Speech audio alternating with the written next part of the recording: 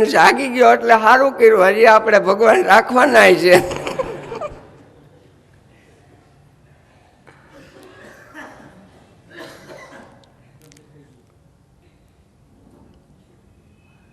સપનામાં છે ને કાદવ દેખાય અને કાદવમાં આપણે ખૂંટી જતા હોય એવું આવે સપનું. સપનામાં આપણે ઝેર ખાતા હોય એવું આવે.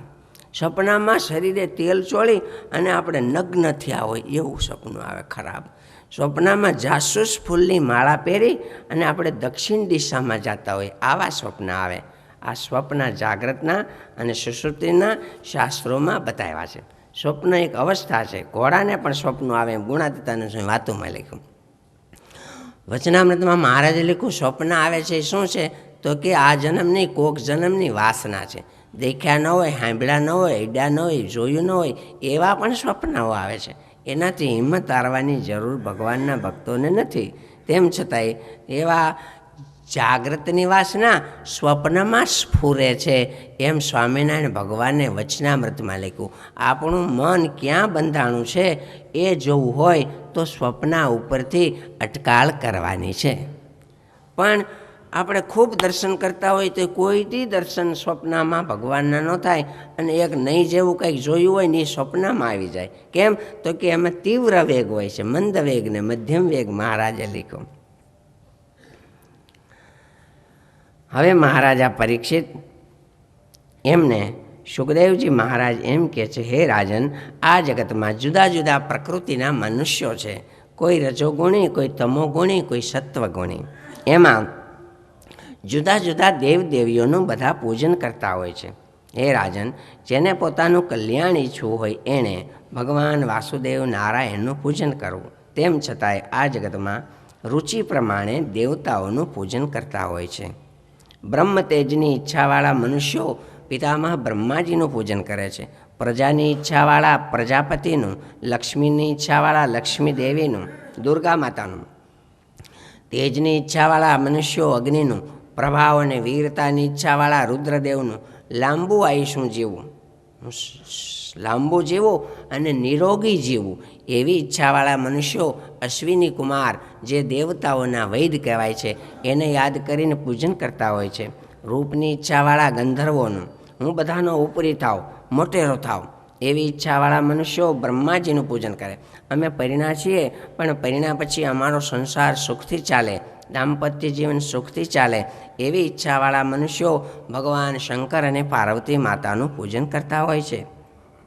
હા, દાંપત્યાર્થામ ઉમામ સતીમ, દાંપત્ય સારું જીવે, સુખમાં જીવાય, કજિયા વિના જીવાય એવી ઈચ્છાવાળા શંકર પાર્વતીનું પૂજન કરે. ભગવાન સ્વામિનારાયણે જૂનાગઢમાં સિદ્ધેશ્વર મહાદેવ પધરાયા અને શંકર પાર્વતીને યાદ કરે ને એટલે ઘણા ઝઘડા ઓછા થઈ જાય. એને ટાઈટમાં રહેવાનું તોય બાંધતા નથી ને આપણે ધાબળા છે તોય બાંધીએ છીએ. એને રહેવાના ઘર નથી, શમશાનમાં રહેવાનું.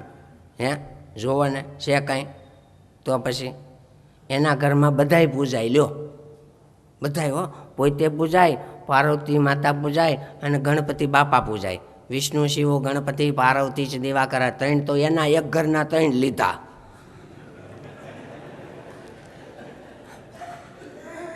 અમારા આશી તો આ 5 જણાનું પૂજન કરો. એમાં એક ઘરના 3 સભ્યો, એક ઘરના 3 સભ્યોને લોકસભામાં ટિકિટ આપે તોય વિરોધ માંડ્યા થવા પક્ષમાં. પણ સમજ્યા, એને સમજીને લીધા. કેમ કે કોઈ બાંધે નહીં. એ તો ન બાંધે પણ એના વાહનો ન બાંધે. હા, શંકર ભગવાનનું વાહન પોઠિયો અને પોઠિયો શંકર ભગવાનનું વાહન. એ પોઠિયો અહીં પડખે રાખીને બેઠા હોય ને ત્યાં પાર્વતી માતા આવે સિંહ લઈને. એનું વાહન હવું ન આવે. એ તો જેવી સ્કૂટર કે જેવું ગાડી, હવના વાહન અલગ. એમ પાર્વતી માતા એનું વાહન લઈને આવે. એ વાહનને દેખી પોઠિયા તો આમ ધ્રુજવા માંડે. જોગન જટાળાન, પૂરી લટાળાન, ચાલ ચટાળાન, ચરચાળા, ડણકેડા ઢાળા, સિંહણ બાળા, દશા થાળા, દૈતાળા, મોટા માથાળા, ગજવે ગાળા, હિરણિયાળી હુંકારી, હિરણ હલકાળી, જોબન વાળી, નદી રૂપાળી, નખરાળી, એવા હાવાજ, દાંત છરા જેવા, જીભ આમ તરવાર જેવી, મોટી મોટી લાલ અંગારા જેવી આંખું, મોટો જોગન જટાળા જેવી એને જટાવું, હાઈલો જતો હોય ને એક પગનું ઠેબું મારે તો અડધી ફાટ જેટલી ધૂળ ઉડાડી નાખતો હોય, શેરના પાણા એના પૈકી રેડે જતા હોય, એવા હાવેજને દેખી અને ઓલો પોઠિયો તો ધ્રુજવા માંડે. એટલે શંકર ભગવાન પાર્વતી માતા સામું જરીક જોઈને કે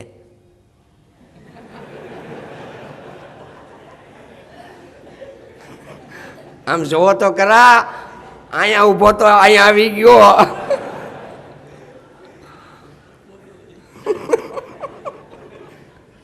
એ વળી પહોંચીને થોડોક આઘો રાખીને બે માણા બેહે. હે ત્યાં તો આવે ગણપતિ બાપા.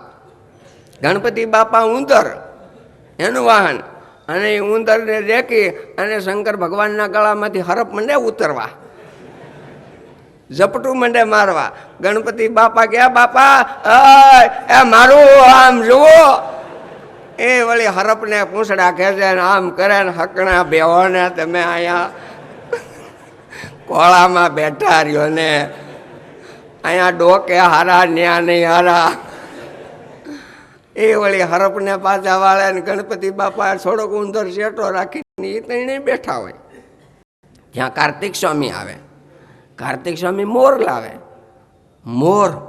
મોર હરપને મારી નાખે.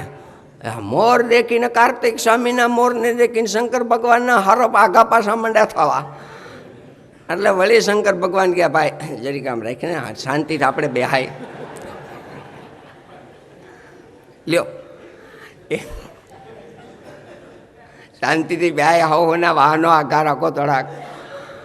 હોના વાહનો આગા રાખે. બધાના વાહનો એવા એકબીજાને મારી નાખે, પણ કોઈ દી કોઈને મારે નહીં. એવા વાહનો છતાંય ભાઈ હવે હું કહેવું, કોઈ દી છાપામાં આવે નહીં એટલે પૂજાય છે. કોઈ દી બાંધતા નથી, મારી નથી નાખતા. એ પૂજાવું હોય ને જેણે તમારે કે અમારે શક્ય હોય તો ઝઘડા ન કરવા, નહીંતર કોઈ પૂજશે નહીં. સહજાનંદ સ્વામી મારા હજી કથા આગળ હાલે છો. આ તો કથા હજી કથાને વાર છે ભાઈ. એટલે નોકા દેવતાઓનું પૂજન કરવાની વાત કરી, છતાંય જો વિષ્ણુ ભગવાનનું પૂજન કરે, અકામહ સકામહ વા મોક્ષકામહ ઉદારધિ તીવ્રેણ ભક્તિ યોગેન યજેત પુરુષમ પરમ. ગમે તે ભાવથી ગમે તે ઈચ્છાથી વિષ્ણુ ભગવાનનું પૂજન કરે તો એની બધી જ ઈચ્છા મળે છે. સાંભળી અને સુખદેવજી મહારાજે હવે ભગવાન નારાયણને યાદ કર્યા છે. યથ કીર્તનમ યથ સ્મરણમ યદીક્ષણમ, જેનું કીર્તન કરવાથી સ્મરણ કરવાથી મંગળ થાય. અને કિરાત હુણાંદ્ર પુલિંદ પુષ્કસા આભીર કંકા યવનાખસાદય. પુરાણી પ્રેમ પ્રકાશ સ્વામી આ શ્લોક બહુ બોલતા. આવા ભગવાન પ્રગટ થવાના છે, એને હું નમસ્કાર કરું છું. સુખદેવજી મહારાજે મંગલાચરણ કરી પ્રભુને યાદ કર્યા છે. ત્યાર પછી સુખદેવજી મહારાજા પરીક્ષિતને બ્રહ્માંડની રચનાની વાત કરે છે. બ્રહ્માંડ કેમ બન્યું, પિતામહ બ્રહ્માએ આ બ્રહ્માંડ કેમ બનાવ્યું. એટલે પૂર્વે નારદજીએ પિતામહ બ્રહ્માજીને કીધું, હે પિતાજી, હું જઅહીં આવું ને જહીં જોઉં તો તમે આમ આંખ્યું વીંચીને ધ્યાન જ કરતા હો, તો તમે કોનું ધ્યાન કરો? હું તમારાથી કોઈ મોટા છે બીજા? મને તેમ કે તમે જ મોટા છો, તમે જ બ્રહ્માંડના અધિપતિ, તો તમે કોને સંભાળ્યા કરતા હો, કોનું ધ્યાન કરતા હો? તમે કોઈ મોટા છો? અરે બાપા, હું તો એક સામાન્ય છું. શું કહો છો? તો મોટા કોણ છે? મોટા એવા છે ને ભગવાન નારાયણ. અને હું તને કહું નારદ, એક ગામનો પટેલ હોય ને એમ અનંત કોટી આવા બ્રહ્માંડો છે. ભગવાન નારાયણ, અટલ બિહારી વાજપેયી મુખ્યમંત્રી હોય કે મનમોહનસિંહ સાહેબ, નાના એવા ગામડા એને કેટલા ભાઈ ઘણા એના વડાપ્રધાન પદની છે. વિક્ટોરિયા મહારાણી સાહેબને આખી ધરતી ઉપર રાજ, એને નાનું એવું ગામ શું ગણતરીનું. એમ અનંત કોટી બ્રહ્માંડો છે, એમાંથી હું તો એક બ્રહ્માંડનો મોટેરો છું ભાઈ. એવા જ અનંત જેમ થાંભલો થાય રજકરણનો અને ઉડી જાય ઝીણી ઝીણી રજ, એમ અનંત કોટી બ્રહ્માંડો છે. તો પિતાજી, એ બ્રહ્માંડની વાતને રચનાને કેમ બન્યું એ બધું કહો ને. એટલે પિતામહે એમ કીધું, ભગવાન પુરુષોત્તમ નારાયણ જે સર્વના નિયંતા છે, એવા ભગવાન નારાયણે મહાપુરુષ અને મહામાયાનું સામું જોયું. આ સૃષ્ટિની રચનાની કથા સ્વામિનારાયણ ભગવાને વચનામૃતમાં પણ લખી છે, પ્રથમનું 12મું અને મધ્યનું 31માં વિસ્તારથી ટૂંકમાં આખા ભાગવતના સાર રૂપે મહારાજે કહી છે. એના થકી પ્રધાન પુરુષ થયા, એના થકી મહત્તત્વ થયું, એના થકી સાત્વિક રાજસી તામસ અહંકાર થયા, એના થકી મન ઇન્દ્રિયોના દેવતાઓ બુદ્ધિ પ્રાણ પંચભૂત પંચતન માત્રા વગેરે થયા. 24 તત્વો. આ 24 તત્વે એક શરીર સર્જ્યું બનાવ્યું. 24 તત્વો ભેળા થઈને જેમ મોણ લોટ પાણી મીઠું બધું થઈને ઓલા રોટલીનો પિંડો બનાવે ને એમ એક શરીર સર્જ્યું, એને વૈરાટ પુરુષ કહેવાય. બધા ઇન્દ્રિયો એવા દેવતા એવા, એનો જીવ આવી ગયો તો પણ એ હેલું છેલું નહીં, ઊભું ન થયું. એટલે વાસુદેવ ભગવાને પ્રવેશ કર્યો અને એ કાર્ય કરતા થયા. એની નાભીમાંથી એક કમળ ઉત્પન્ન થયું. પિતામાં બ્રહ્માજી કમળ માથે બેઠા, ચારે બાજુ જોયું તો નકરું ચારે બાજુ પાણી હતું. હવે આમાં શું કરવું, કેમ કરવું, આમાં જ નકરું પાણી જ છે એવી ચિંતા થઈ. એમાં તપ તપ એવા આકાશવાણીથી તપ કરો તપ કરો. પિતામહ બ્રહ્માજીએ હજારો વર્ષ સુધી તપ કર્યું અને આજ્ઞા થઈ કે સૃષ્ટિનું સર્જન કરો. ભગવાનને એમ કીધું, હે નારાયણ પુરુષોત્તમ, તમે મને સૃષ્ટિ કરવાની આજ્ઞા કરો છો, પણ હું કઈ રીતે સૃષ્ટિ કરું? કારણ કે મને બીજું કાંઈ ખબર નથી, અત્યારે મને કાંઈ યાદ નથી. પહેલાંની સૃષ્ટિ હતી ત્રિલોકીનો નાશ થયા પહેલાં આગલા દિવસની, એ મને કાંઈ સાંભળતું નથી. તો મારી ઈચ્છાથી તમને જ્ઞાન થશે, તમે સૃષ્ટિ કરો, જાઓ. એટલું બોલ્યા ત્યાં બધું જ્ઞાન થઈ ગયું. હું તમને કરોડ રૂપિયા આપું છું, હાલો ચેક સહી કરીને દઉં, મારા ખાતામાં હોય તો તમને મળી જાય કે નહીં, ખાતામાં ન હોય તો એક વાત જુદી, જાઓ તમને મારી કૃપાથી બધું જ્ઞાન થાય. જ્ઞાન થઈ ગયું. પ્રથમ સનકાદિકો ઉત્પન્ન થયા. સનકાદિકોને પિતામહ બ્રહ્માજીએ કીધું, હવે તમે સૃષ્ટિ સરસ આગળ ચલાવો. તો કે અમારે તો છે ને બ્રહ્મચર્ય વ્રત પાળીને ભગવાન ભજવા છે પિતાજી, એટલે અમે હે પિતાજી અમે સૃષ્ટિ કરો. સૃષ્ટિ અમે નહીં કરી, સૃષ્ટિ કરો. જરા ખીજાણે ને એટલે ઓલાએ સૃષ્ટિ ન કરી, પણ ખીજમાં અહીં પ્રકૃતિ વચ્ચેથી એક રુદ્ર ઉત્પન્ન થયા, એક પુત્ર, અને રડવા માંડ્યા જન્મતા વેત, એટલે એને રુદ્ર કહેવાના. એ 11 રુદ્રો કહેવાય છે અને 11 રુદ્રાણીઓ છે. હો હા, એ રુદ્ર ઉત્પન્ન થયા. પછી એણે એના જ આવી સૃષ્ટિ કરી, એટલે પછી કાંઈ મજા ન આવી. એટલે પછી છે ને પિતામહ બ્રહ્માજીએ 10 પ્રજાપતિ ઉત્પન્ન કર્યા. અત્રિ મરીચી અંગિરસ પુલત્સ્ય પુલહ ક્રતુ ભૃગુ વશિષ્ઠ દક્ષ અને નારદ. તો પણ જોઈએ એવી સૃષ્ટિ આનંદદાયક સુખદાયક ન થઈ. વળી ચિંતા થઈ, આમાં શું કરવું, કાંઈ સમજાતું નથી. આજ્ઞા છે, ભગવાનની ઈચ્છા છે, સૃષ્ટિ કેમ કરવી કાંઈ થતું નથી હરખું. એવી ચિંતા થાય ને, ચિંતા થાય એટલે શરીરના 2 ભાગ થયા.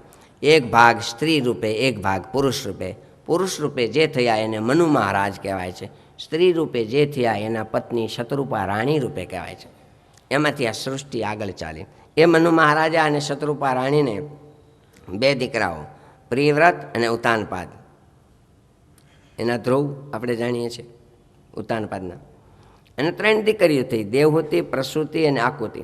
દેવહૂતિ કરદમ ઋષિને આપ્યા, પ્રસૂતિ દક્ષને આપ્યા અને આકુતિ રુચિ પ્રજાપતિને આપ્યા. એનાથી આ સમગ્ર બ્રહ્માંડ ભરાઈ ગયું. સૃષ્ટિ આખી 2 દીકરા અને 3 દીકરીઓથી. આવી રીતે સૃષ્ટિ આગળ ચાલી અને સૃષ્ટિ આગળ આપણે અત્યાર સુધી પહોંચ્યા છીએ. એ મનુ મહારાજના આપણે વંશજ છીએ, એટલે આપણને માનવ કહેવાય. આપણે મનુના વંશ છીએ. આપણે ડાર્વિનના સિદ્ધાંત પ્રમાણે વાનરના વંશ નથી, આપણે મનુના વંશ છીએ, એટલે આપણને માનવ કહેવાય છે. સુત પુરાણીએ શૌનકાદિક મહર્ષિઓને આ કથા સંભળાવી છે, સૃષ્ટિ રચના આદિકની. અને હવે શૌનક મુનિ એમ કીધું, મહારાજ તમે થોડીક સમય પહેલાં એમ કીધું કે વિદુરજીએ ઘરનો ત્યાગ કર્યો, તીર્થોમાં વિચરણ કર્યું, તો એ ઘર છોડીને શું કામ ગયા, એ કથા તમે મને સંભળાવો મહારાજ. હવે મારે એ સાંભળવાની ઈચ્છા થાય છે. આપે આ સુંદર સૃષ્ટિ રચના અન્ય ધ્યાનની વાતો કરી, ખૂબ આનંદ થયો, પણ હવે વિદુરજીના ચરિત્રની મને કંઈક વાતો કરો. આવી રીતે શૌનક મહારાજે સુત પુરાણીને કહ્યું છે. દ્વિતીય સ્કંદની કથાઓમાં આ 10 અધ્યાય આવે છે અને 10 અધ્યાયમાંથી સંક્ષેપમાં આપણી રીતે આજની કથામાં દ્વિતીય સ્કંદને સમાપ્ત કરીએ છીએ. ઇતિ શ્રીમદ્ભાગવતે મહાપુરાણે પારમહંસ્યામ સંહિતાયામ દ્વિતીય સ્કંદ સમાપ્ત. બોલો સહજાનંદ સ્વામી મહારાજની જય.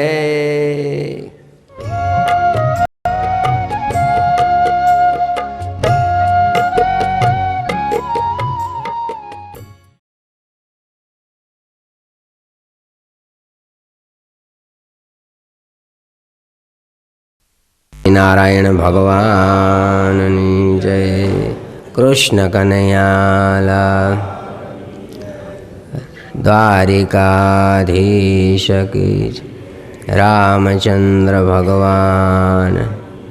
વિઘ્ન વિનાયક દેવની જય. કષ્ટભંજન દેવની જય.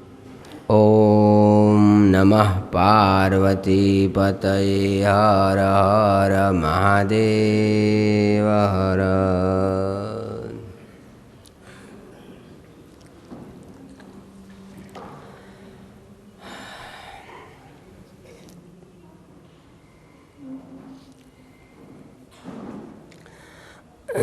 રાજોવાચ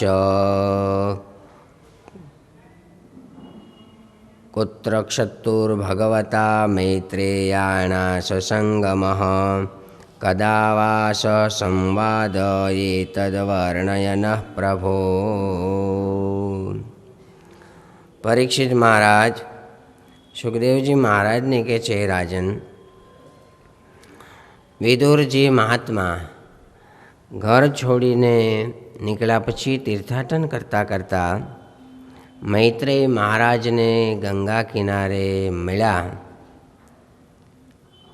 ત્યારે એમની સાથે શું સત્સંગ થયો, શું વાતો થઈ, અને પ્રવાસથી નીકળ્યા પછી આપે એમ પણ કહ્યું કે ઉદ્ધવજીને મળીને મૈત્રેય મહારાજને મળવા ગયા, તો એ બધા ભક્તો સંતો સાથે શું સત્સંગ થયો એની વાત અમને કૃપા કરીને કહો. સુખદેવજી મહારાજ કહે છે, રાજન,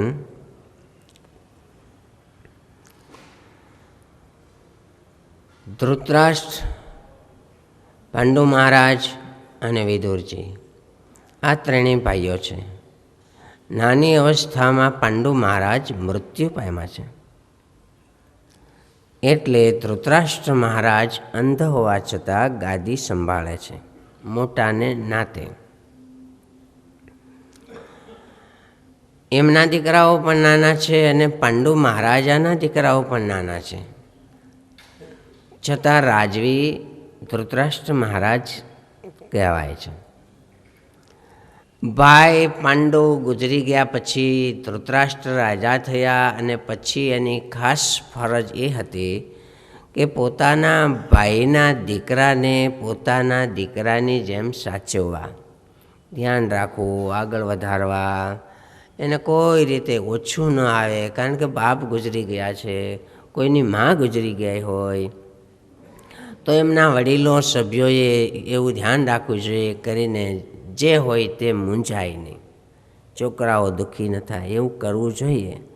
પણ મહારાજા ધૃતરાષ્ટ્રે એવું ન કર્યું. એને બદલે દીકરાઓના મોહમાં તણાઈને કોઈને કોઈ પ્રકારે પાંડુપુત્રો હેરાન થાય, દુઃખી થાય, એનું બધું પડાવી લેવાય એવા જ પ્રયત્નો થયા. આજે પણ જગતમાં કોઈ એક ભાઈ ગુજરી ગયો હોય તો બીજા નાના ભાઈઓ હોય, મોટા ભાઈઓ હોય, ઘરમાં માનો કે પત્ની ગુજરી જાય તો પછી બીજા બહેનો, દેરાણી, જેઠાણી હોય, એણે પણ એ છોકરાઓને અતિ વાલથી સાચવીને મોટા કરવા જોઈએ, જો બીજું ઘર ન કર્યું હોય તો. આ એની ફરજ હોય.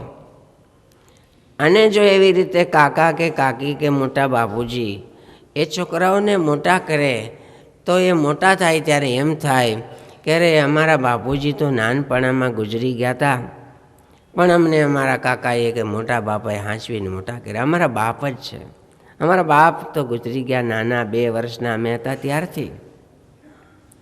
અને ઘણી વખત માના પેટમાં 8 મહિના થયા હોય ને બાપ ગુજરી જાય, એ દીકરાએ બાપનું મોઢું પણ ન જોયું હોય, તો પણ એવા એવા કુટુંબો આજે પણ સમાજમાં છે કે મોટા ભાઈ કે નાના ભાઈ હોય એને દીકરાની જેમ રાખી, અને એ બાઈને પણ જરાય ઓછું ન લાગે. મારા ધણી ગુજરી ગયા, હવે મારું કોણ, એવું એને કોઈ દી ન થાય. એવું ઘરના સભ્યો એને ધ્યાન રાખી અને મમતા રાખીને સાચવતા હોય. તો એ દીકરાઓ મોટા થાય ત્યારે અન્ય જે વડીલો છે એની સાથે લગભગ કોઈ દી વેર ન કરે. પણ મહારાજા ધૃતરાષ્ટ્રે આવું ન કર્યું. એને બદલે પાંડુપુત્રોને અનેક પ્રકારની તકલીફો થાય એવા જ આયોજનો દુર્યોધન આદિકે કર્યા. ખબર હોવા છતાં એને પછી ફરીને અટકાવ્યા નહીં. અને ત્યાં સુધી કે જુગારમાં કપટથી બધું રમાવી અને બધું પડાવી લીધું. વનવાસમાં મોકલ્યા, પાછા આવ્યા તો પાછું એવી સ્થિતિ થઈ અને પાંડુ પુત્રો દુઃખી થયા.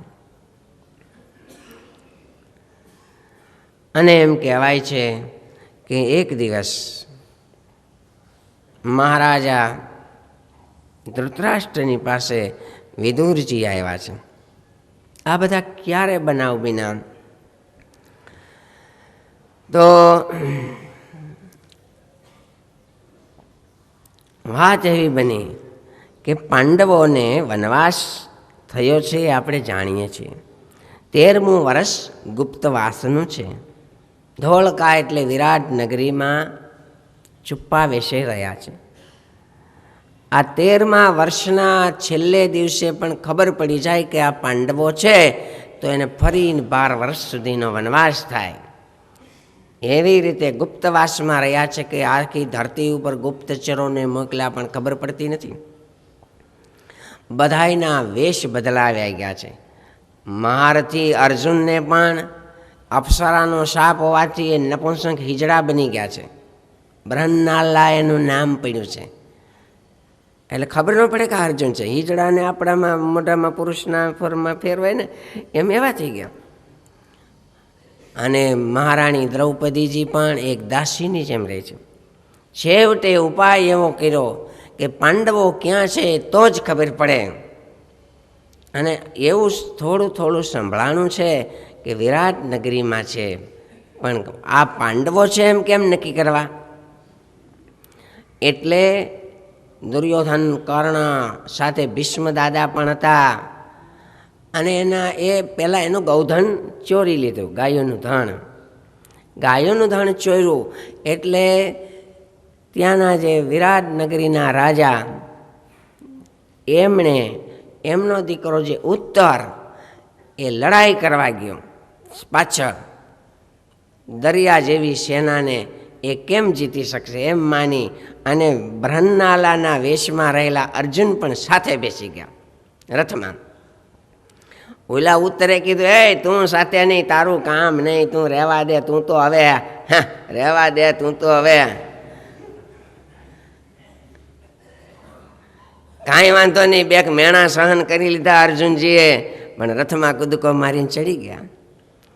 અને જ્યારે સમ કરતા બધાયના બાણ આવવા માંડ્યા ત્યારે ઉત્તર ભાગવાની તૈયારી કરીને બાવડું ચાલીને રથમાં બિહારી દીધું. સાનમુનો અહીં નહીં રહે. અને પોતે મીંડા ધનુષ બાણ ઉપાડવા બધાનો પરાજય કરી દીધો. પણ ત્યાં દી આથમવાનું ટાણું થઈ ગયું. અને દી આથમી ગયો, અડધો પોણો સૂરજ ડૂબી ગયો. અને આમણે એમ કીધું કે આજ અર્જુન છે, આજ પાંડવો છે, બાકી કોઈનું કામ નથી કે આ સેનાને જીતી શકે. માટે હવે પાંડવોને ફરીને વનવાસ 12 વર્ષ જાહેર કર્યો.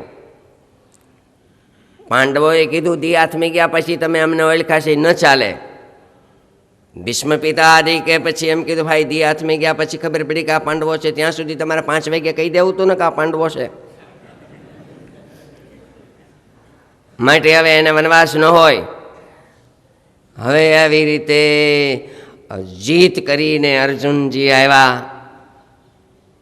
અને ખબર પડી કે આ પાંડવો છે. પછી તો વિરાટ નગરીના રાજા, એમની રાણી, આ એનો દીકરો ઉત્તર, એ બધા બહુ શર્મિંદા થઈ ગયા.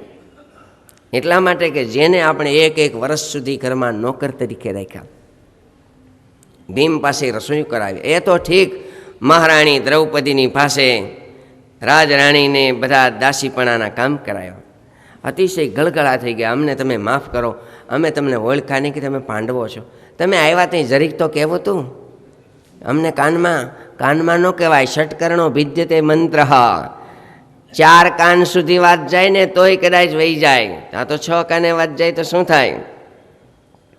આપણો ગમે એવો મિત્ર હોય, ગમે એવો વિશ્વાસુ હોય, અતિ આમ વાત પૂછોમાં, પણ એની અરે ભળે નહીં તેથી શું થાય? 5 વર્ષ પછી, 5 વર્ષ પછી એની અરે ભળે નહીં તેથી શું થાય? તો ક્યાંય ગુપ્ત વાત નહીં કહેવાની, કહેવી પડે તો ધ્યાન રાખીને કહેવું કે 5 વર્ષ પછી જો દુશ્મનાવટ થાય તો તેથી મારી બધી વાત કહી દે, અરે અમને માફ કરો, હે અર્જુન અમારા અપરાધને તમે ક્ષમા કરો. ક્ષમાની વાત નથી. હે અન્નદાતા તમે અમને વરહ હાંચવા, અમને કોઈ હાંચવતું નહોતું, ઈ ટાણે તમે અમને હાંચવા, અમને રોટલો ને ઓટલો દીધો, એવું તમે નહીં બોલો. પણ મારા અપરાધને તમે માફ કર્યા હોય તો મારી એક ઈચ્છા છે, મારી દીકરી ઉત્તરાની સાથે તમે લગ્ન કરો. અર્જુનને કીધું ઉત્તરાની સાથે લગ્ન કરો. અર્જુનને એમ કીધું, હે રાજન, ઉત્તરાનો તો હું ગુરુ છું, ઉત્તરાને મેં સંગીત વિદ્યા અને નૃત્ય શીખવાડ્યા છે બ્રહ્મલાના વેશમાં, અને રાજકુળમાં કન્યાઓને શીખવાડવા માટે આવા પુરુષોને રાખતા, નહીંતર કંઈક તકલીફ થઈ જાય. એને તો મેં વિદ્યા શીખવાડી છે, એ તો મારી શિષ્યા કહેવાય, શિષ્યા એ તો દીકરી કહેવાય, એની સાથે લગ્ન મારે કેમ થાય? પણ કાંઈક ઉપાય કરો, જો તમારે દીકરી દેવાની ઈચ્છા હોય તો હું તો એની સાથે નહીં પરણું, કારણ કે એ તો મારી શિષ્યા. પણ મારો દીકરો અભિમન્યુ ઉંમરલાયક આની જેવડો છે, તમારી ઈચ્છા હોય તો મારા દીકરા અભિમન્યુની સાથે લગ્ન કરો. બસ કબૂલ. વેવાઈ થયા, અર્જુન હવે વેવાઈ થયા. અને એમ કહેવાય છે આ બાજુ ધામધૂમથી લગ્ન થયા, ત્યાં જ ન્યાય ક્યાં ઠેકાણું હતું? હસ્તિનાપુરમાં. એટલે દીકરીની ત્યાં વર લગ્ન કરવા હોય તો એ ઘણીવાર ગામમાં એવું કંઈક આજના જમાનામાં ઘણીવાર બનતું હોય. એમાં બધા આવ્યા, અહીંથી પુરોહિતને હસ્તિનાપુર મોકલા કે હવે પાંડવોએ વનવાસ પૂરા કર્યા છે, હવે તમે એનું રાજ પાછું આપી દો. દુર્યોધને ના પાડી દીધી, કાંઈ આપશું નહીં, રાજ નહીં દઈ, 5 ગામડા પણ નહીં દઈ. કહેજો ભાઈઓ, પુરોહિત એટલે દૂત થઈને ગયા હતા બ્રાહ્મણ, વિરાટનગરીના રાજા, શું નામ ભૂલી ગયો, જે હોય તેમ, આ ઉત્તરના પિતા. એટલે એને 5 ગામ નહીં દઈ, 5 ગામ તો નહીં દઈ, પણ સૂચિ અગ્રમ નૈવ દાસ્યામી, હોય મૂકે એટલી જમીન પણ નહીં દઈ. જાઓ, 5 ગામ નહીં. દૂત વયા ગયા. હવે શું કરવું? વિદુરજી આવે વખતે મહારાજા ધૃતરાષ્ટ્રની પાસે, ત્યાર પછી એક દી આવ્યા છે, ભાઈ મહારાજ ધૃતરાષ્ટ્ર, ગમે તેમ તો આપણા ભાઈના દીકરા છે, ઠીક છે, અત્યાર સુધી એણે ઘણા દુઃખો ભોગવા, આપણે જાણીએ છીએ, હવ જાણે છે. યુધિષ્ઠિર મહારાજા જુગાર રેમાં ન થવાનું થઈ ગયું. સ્વામિનારાયણ ભગવાને જુગઠું આદિક ના પાડી છે. આજે જુગારના અનેક પ્રકાર છે, કેસીનો સુધી પહોંચ્યો છે જુગારના પ્રકારો. એટલે 20-25 વર્ષ પણ વીસી કે શું કહેવાતું એવું નીકળ્યું હતું. કેટલાય બિચારા હેરાન થઈ ગયા. આ ગઈ સાલ, આ 2 વર્ષમાં મંદીમાં, સટ્ટામાં કેટલાય ધોવાઈ ગયા, કરોડો વયા ગયા, મોટા મોટા ડાક્ટરોના દવાખાના હતી, બીજાને દઈ દેવા પડ્યા. એ બધા એક પ્રકારના જુગાર છે.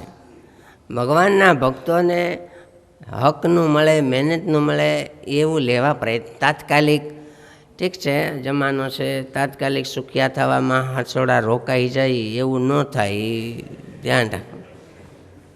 ધ્યાન રાખવું જોઈએ. અને પંચ પ્રમાણે કામ કરાય, હોડ પ્રમાણે પગ લાંબા થાય તો સારું. ભાઈ હશે જીત હોય. હવે તમે પાંડવોને 5 ગામ તો દેવરાવો, એ ક્યાં જાજુ કે જો એને ન કીધું 5 ગામ આપો, 5 ગામ હશે છોકરાઓ રળી થાય.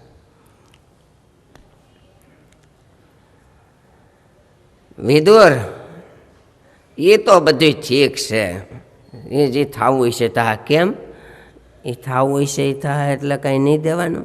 એ તો ભાઈ હવે દુર્યોધન ને હું કહું છું પણ એ શું કરું, આમ એટલું નથી કરતો હોય જેટલું. અને એ મારે તને એક વાત કરવી છે. મને હમણાં કીધું ને નીંદર આવતી નથી, ઘણા રીતે. હો એ નીંદર કેમ નહીં આવતી ભાઈ? નીંદર કેમ ન આવે એના કારણો હવે કહે છે, આપણે બધાને સાંભળવાના. મને નીંદર નહોતી આવતી, મેં નથી પહેલે જે કીધું, પણ આમાં એ લોકોએ મારે કારણ નહોતું. તેમ છતાંય સંકલ્પ ચડી જવાય. મેં 7-8 વર્ષ પહેલાં જોગી સ્વામીને કીધું, હો આવું જ કંઈક 10-12 દી થઈ જાય ને, 10-12 દી કંઈ 2-4 વર્ષે 5-7 દી નીંદર ન આવે. એટલે જોગી સ્વામીને કીધું, સ્વામી મને કંઈક રાતે નીંદર ઉડી જાય. પછી હવે આપણે શું ચિંતા બિંતા કંઈ હોય નહીં, આપણે તેલના ભાવ ક્યાં જાણવા છે, મંદી તેજી તો નડતી નથી, પણ હવે વિચારવાયુ થઈ જાય. એટલે સ્વામી કે સારું ભજન કરજે. એટલે વળી ભગવાનની સંતોની દયા હતી. એટલે કાયમ આવું ન બને, નહીંતર તો પછી ઉપાધિ થઈ જાય. તો તમને ભાઈ નીંદર કેમ નથી આવતી એના હું કારણો કહું. જો કોને નીંદર ન આવે, આપણે હવે બેઠા છીએ, ધ્યાન રાખવાનું. આ મહાભારતની વાત બ્રહ્માનંદ સ્વામીએ વિદુર નીતિ પ્રકાશ ગ્રંથ કર્યો છે. વિદુર નીતિ ઉપર આખો નીતિ પ્રકાશ ગ્રંથ. એમાં બ્રહ્માનંદ સ્વામીએ લખ્યું કે વિના સહાય હરુબલહીના દારૂણ બૈર સબલ સે કીના ધનરૂત કામી ચોર કહાવે એ ચારું નિત્ય દુઃખી રહાવે. ઇનકે હોવત નિંદ વિનાશા નિષદીન ધારત રહત નિશાશા એતે દોષ તો નહીં કચું ભાઈ પરધન ઈચ્છા તો મન માહી. એટલા જણા નીંદર ન આવે ભાઈ. જેનું કોકે ધન લઈ લીધું છે, જમીન લઈ લીધી છે, દબાવીને ગમે તેમ કરીને થોડાક પૈસા ઉછીના લીધા, પછી વ્યાજનું વ્યાજ કરીને પણ બધું પડાવી લીધું છે, એ બિચારાને નીંદર ક્યાંથી આવે? જેનું બધું કોકે લઈ લીધું છે. અતિ કે કામી માણસ હોય ને એને નીંદર ન આવે. કોઈ બહેનું દીકરીઓને હેરાન કરતા હોય, મારવા છતાં કંઈ બોલી શકતો ન હોય, કંઈ ફરિયાદ કરી ન શકતો હોય, મૂંઝાતો હોય, બળિયા હારે વેર થયું હોય, એને નીંદર ન આવે.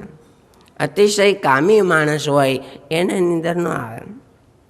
વિલાસી માણસ હોય, રાગ રંગમાં આખી રાત કાઢનારાને પણ નીંદર ન આવે. તો હાટે સવારે 10 વાગ્યા સુધી સૂઈ રહેતા હોય એવું બને.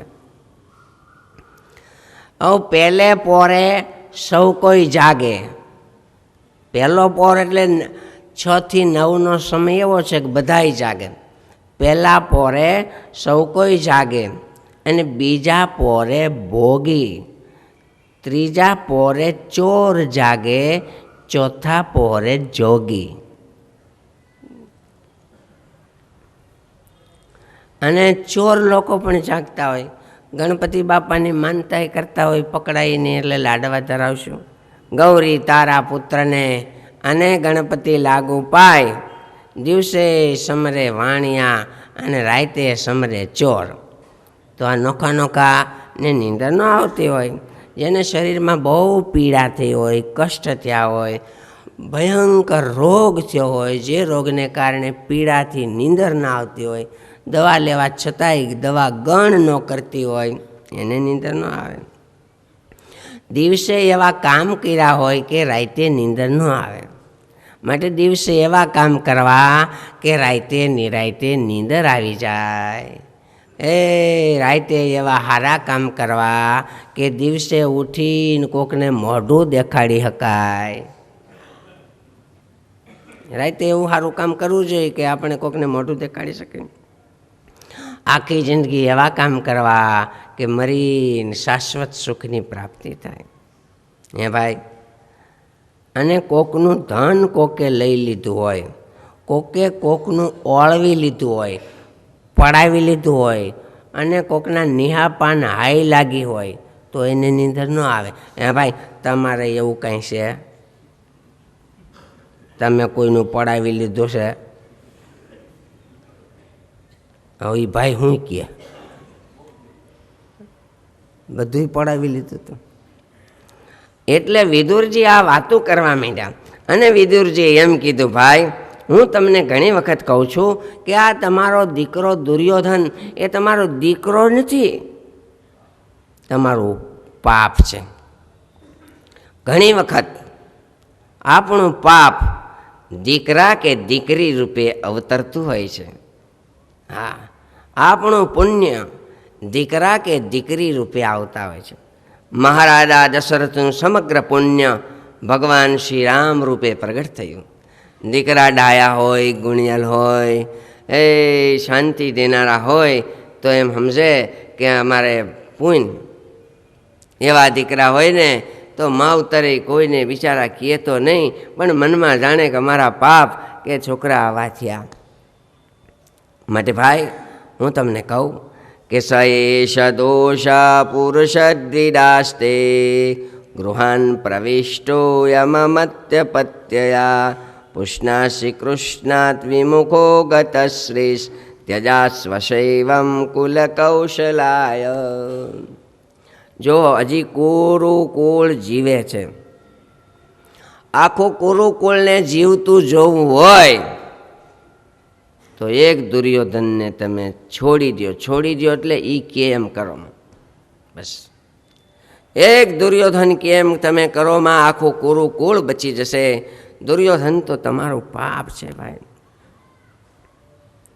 અને જેને કોઈ ન પૂગે એને એનું પેટ પૂગે ભાઈ, બીજું શું કરવું? એને એનું પેટ પૂગે, કોઈ ન પૂગે.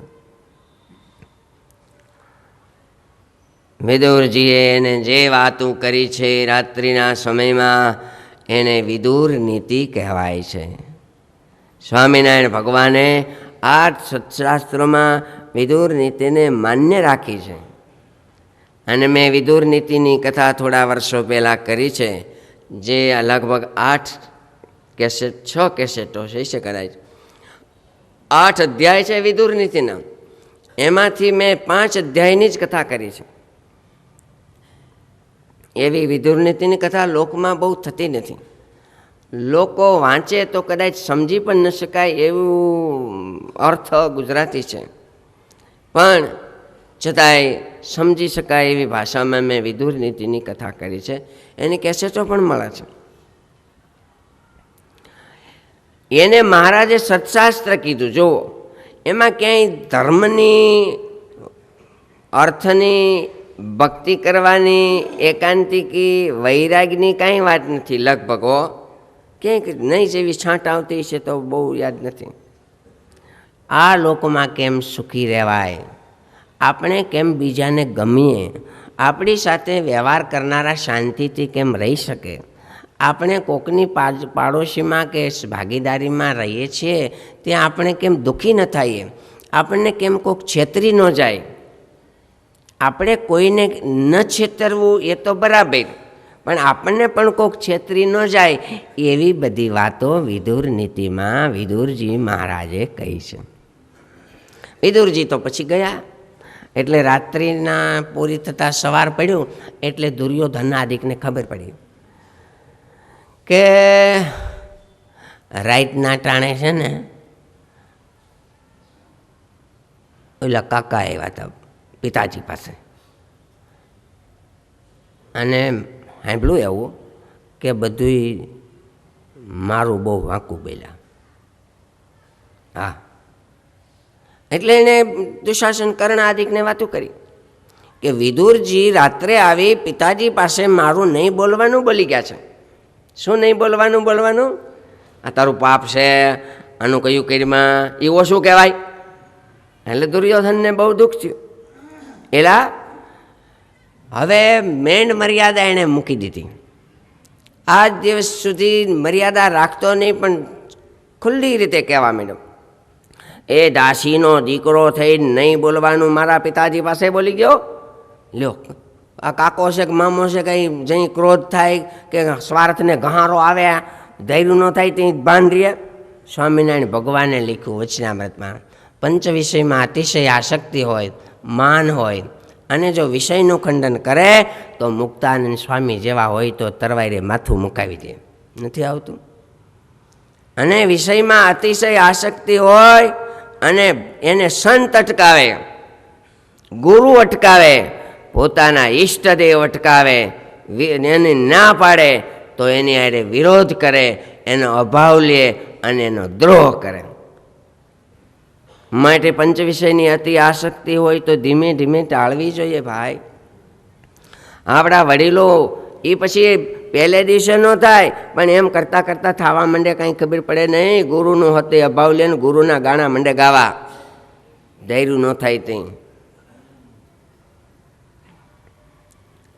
એ દાસીનો દીકરો મારા પિતાજી પાસે આવીને ગમે તેમ બોલી જાય, રોટલા અહીં ખાય અને મારું આંકું બોલવાનું અને ઓનું સારું બોલવાનું, વાતે હાંસી અને ગમ્યું નહીં. માટે લોકમાં એમ કહેવાય કે જ્યાં ખાવું ને આડું ન થાવું, જ્યાં ખાવું ને ત્યાં આડું ન થાવું. એટલે તમે નોકરી કરતા હોય ને તમારા બોસ હારે કે તમારા પ્રિન્સિપાલ સાહેબ સાથે કે ઝઘડો જ કર્યા કરો, હાલે? એક નોટિસ દે ને એક ઇન્ક્રીમેન્ટ અટકાવે એટલે બસ તરત બદલી કરી નાખે. તો સારું છે, એટલી સરકારે અમુક અધિકારીશ્રીઓને સત્તા આપી છે. જ્યાં ખાવું ને આડું ન થાવું, અને જેના હાથનું ખાવું એની હામું ન થાવું.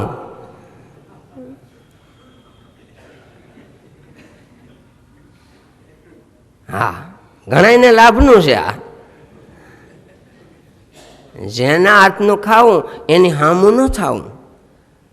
હા, હામું થયા કરે ને બાધ્યા જ કરે, અને ઘરે આવવાના ટાણા થાય ત્યાં દિવાલો ધ્રુજતી હોય એમ બાયું બિચારા બીતા હોય અને એમ રહેતા હોય ને રોજ રોજ ગગલાવ્યા જ કરે, તો પછી કેટલા દી ઘર હાલે? કાયદા કેવા કડક, ઘરેલું હિંસા બધું કેવું બધું કડક છે. અને ઘણા તો પછી બસ એમ જ કર્યા કરે, દબાવ્યા જ કરે. 20-25 વર્ષ પહેલાં તો એવું જ હતું. મારી હારે કાંઈ માથાકૂટ નહીં. હા, મારી હારે કાંઈ માથાકૂટ નહીં. આમ જો, હું બહુ ભૂંડો માણસ છું. પાછા વળી આમ કે હું બહુ ભૂંડો માણસ છું, મારી હારે કાંઈ માથાકૂટ નહીં. હા, હજી બોલતો નથી ત્યાં સુધી એ બોલ ને, હજી બોલતો નથી ત્યાં સુધી. હજી મને નહીં દેખ્યો હોય હો. હા, હજી મને નહીં દેખ્યો હોય. પછી ઓલી બોલે, ભાઈ માંડવામાં આવ્યા તેદુના દેખ્યા છે. નહીં દેખ્યો હોય, નહીં દેખ્યો. શું છે દેખીને? દેખ્યો છે તને એમ તું કારણ ન બોલે. પણ આજના જમાનામાં તો ધણી હોય તો સુરેશ ક્યાં ગયો? સુરેશ એ રહ્યો.